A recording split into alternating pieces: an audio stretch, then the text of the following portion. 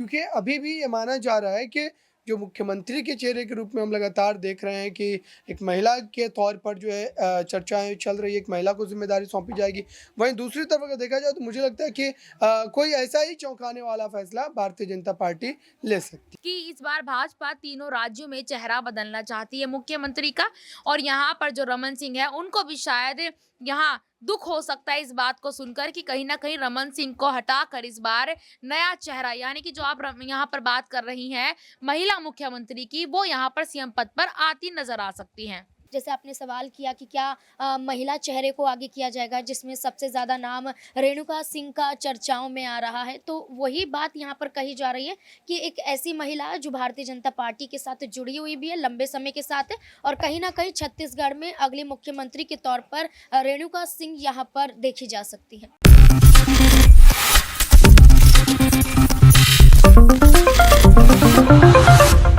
राजस्थान, मध्य प्रदेश और छत्तीसगढ़, इन तीनों ही राज्यों में प्रचंड जीत हासिल करने के बाद अब भारतीय जनता पार्टी के जो हाईकमान है वो अहम रणनीति बना रहे हैं कि आखिरकार इन तीनों ही राज्यों में मुख्यमंत्री किसे बनाया जाए। क्योंकि अब इन तीनों ही राज्यों में स्थिति हो चुकी है कुछ इस तरह की कि एक अनार 100 बीमार। जहां एक तरफ राजस्थान में वसुंधरा राजे विधायकों के साथ बैठकें करती हुई नजर आई हैं, पार्टी हाईकमान पर दबाव बनाने की कोशिश की गई है, लेकिन दूसरी ही तरफ देखा गया है कि मध्य प्रदेश में जीत का क्रेडिट लेते हुए नजर आए हैं शिवराज सिंह चौहान, और वहीं छत्तीसगढ़ में स्थिति कहीं ना कहीं साफ होती हुई नजर आ रही है।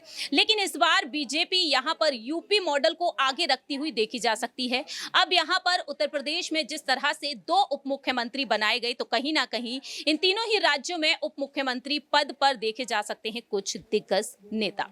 नमस्कार, मैं प्रांशी राठौर और आप देख रहे हैं नेक्स्ट 9 न्यूज।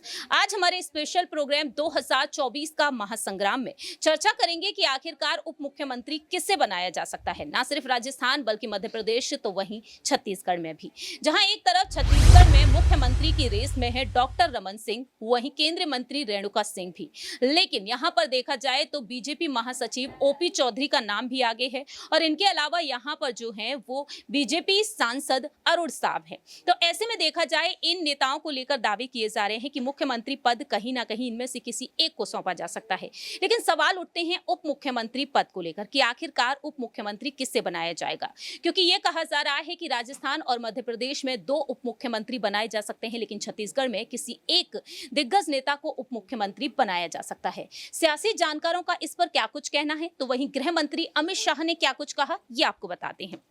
दरअसल इस रेस में देखा जाए तो कुछ नेताओं के नाम सामने आए हैं। अरुण साहब हैं, तो वहीं विष्णुदेव साय भी हैं, रेणुका सिंह जो मुख्यमंत्री पद की दावेदारी को लेकर चर्चा का विषय बनी हुई हैं, वहीं इनके अलावा हैं लता उसेंडी और ओपी चौधरी भी। तो यहाँ पर ये तमाम नाम सामने आए हैं और इन नामों को लेकर लगातार चर्चा हो रही है। यहाँ पर बीजेपी के एक वरिष्ठ नेता का कहना रहा कि भाजपा ने पूरे चुनाव में ओवैसी के साथ आदिवासी वोटों को साधने का काम किया। वहीं गृह मंत्री अमित शाह ने एक जनसभा को संबोधित करते हुए साफ तौर पर कहा कि एक बड़े आदिवासी नेता के लिए मैंने कुछ बहुत बड़ा सोच रखा है। अब छत्तीसगढ़ के नए मुख्यमंत्री और डिप्टी सीएम के नाम पर जो भी यहां पर नाम सामने आ रहे हैं, उनमें देखा जाए तो आदिवासी भी है और ओबीसी भी है, क्योंकि देखा जा रहा है कि साहू समुदाय को संभालते हुए नजर आए हैं अरुण साहब। ऐसे में यहां पर डिप्टी सीएम पर अगर नजरें बनाई जाए तो डिप्टी सीएम आखिरकार किसे बनाया जा सकता है, इस पर भी सभी की नजरें टिकी हुई हैं, क्योंकि यहां पर राजनीतिक जानकारों का कहना है कि विधानसभा चुनाव में जो कुछ बड़ा सोचा है, इसका मतलब मुख्यमंत्री बनना ही होता है। विष्णुदेव साय ने अपने इलाके में जो किया वो कमाल ही कहा जाएगा। उन्होंने अपने क्षेत्र में सभी सीटें कांग्रेस से छीनकर बीजेपी को सौंप दी। खुद कुनकुरी विधानसभा सीट से उन्होंने चुनाव लड़ी, जहां से कांग्रेस के प्रत्याशी को उन्होंने हरा दिया। वहीं यहां पर एक और बड़ा नाम जो है, आदिवासी चेहरा जो है, वो लता उसेंडी है। लता उसेंडी 2003 के चुनाव में कोंडा गांव सीट से पहली बार विधायक निर्वाचित हुई। 31 साल की उम्र में लता छत्तीसगढ़ सरकार में मंत्री बन गई और अब देखा जाए तो बीजेपी की राष्ट्रीय उपाध्यक्ष हैं। तो लता उसेंडी को लेकर भी लगातार यहां पर चर्चा हो रही है। और इनके अलावा है यहां पर ब्रजमोहन अग्रवाल और ओपी चौधरी।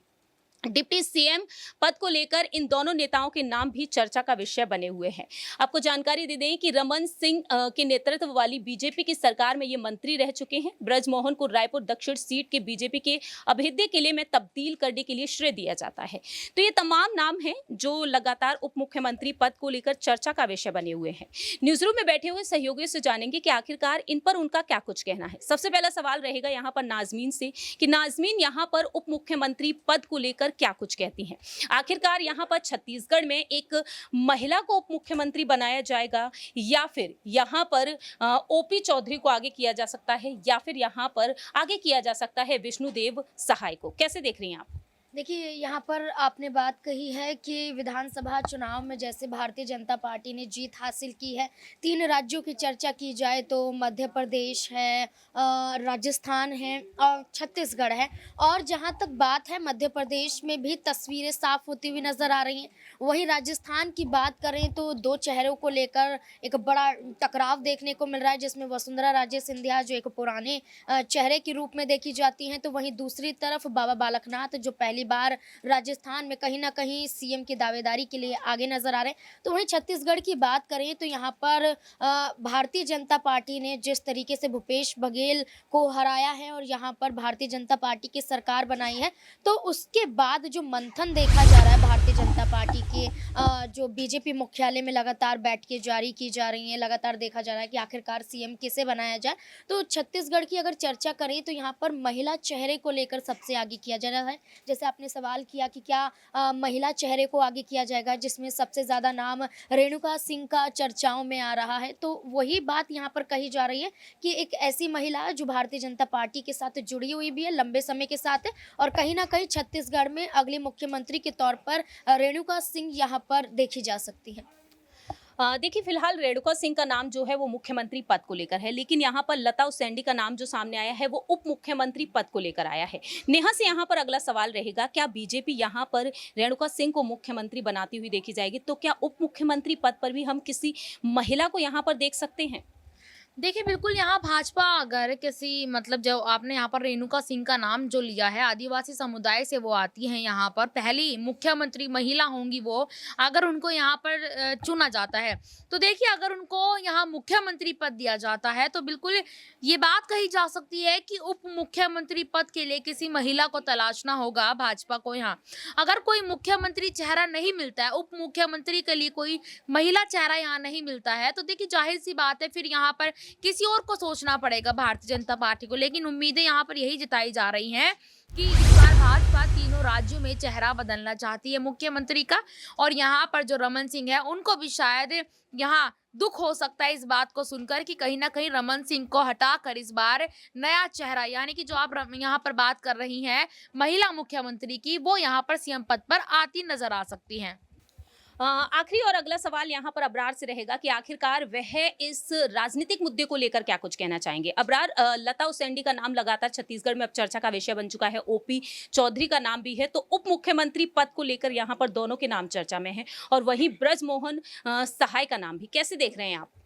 देखिए, इस तमाम चेहरों में जो हम देख रहे हैं कि एक के बाद एक कहीं ना कहीं जो है कंपटीशन यहाँ पर जारी है, क्योंकि जाहिर सी बात है कि छत्तीसगढ़ एक ऐसा राज्य है जो भारतीय जनता पार्टी के उम्मीदों के उलट वहाँ पर जीत मिली है। कांग्रेस पार्टी लगातार इस जो है ज़रूर उम्मीद में थी कि वहाँ पर उन्हें जीत नसीब होगी, लेकिन बीजेपी ने पूरी तरीके से खेल पलट करके रख दिया। और अब मुझे लगता है कि भारतीय जनता पार्टी उस जो है प्रदेश में जो है लोकसभा चुनाव को देखते हुए भी चेहरों का इंतखाब करेगी, क्योंकि अभी भी ये माना जा रहा है कि जो मुख्यमंत्री के चेहरे के रूप में हम लगातार देख रहे हैं कि एक महिला के तौर पर जो है चर्चाएं चल रही है, एक महिला को जिम्मेदारी सौंपी जाएगी। वहीं दूसरी तरफ अगर देखा जाए तो मुझे लगता है कि कोई ऐसा ही चौंकाने वाला फैसला भारतीय जनता पार्टी ले सकती है। वाकई में अब देखना होगा कि आने वाले समय में आखिरकार उप मुख्यमंत्री के पद पर किसे देखा जाएगा। क्या वाकई में लता उसेंडी को यहाँ पर जिम्मेदारी मिलेगी या फिर ब्रजमोहन सहाय को यहाँ पर आगे किया जाएगा, ये देखना काफी ज्यादा दिलचस्प होगा, क्योंकि आदिवासी समुदाय से तो लता उसेंडी भी ताल्लुक रखती हैं। अब देखते हैं कि आने वाले वक्त में आखिरकार बीजेपी हाईकमान क्या कुछ अहम फैसला सुनाते हैं।